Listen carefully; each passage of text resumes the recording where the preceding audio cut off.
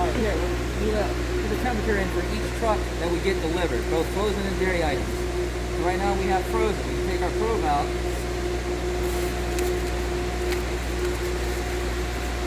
Stick it in and let it temp.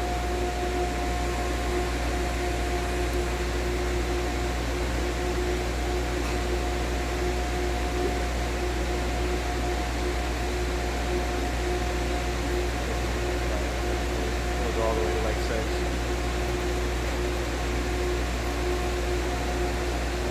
Well, that's temp below 32, right?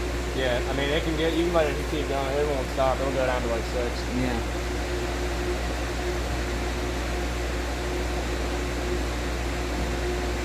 I As mean, you can it's see, still- we're it's already still- in safe. Yeah, it's steady going down, it's not stopping. Yeah. But for regular pallets, you always want to make sure you're below 32, but for ice cream pallets, it has to temp below 10.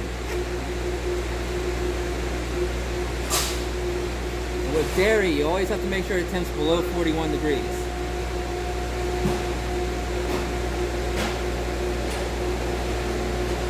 Yeah, and this isn't even ice cream, it's going below 10.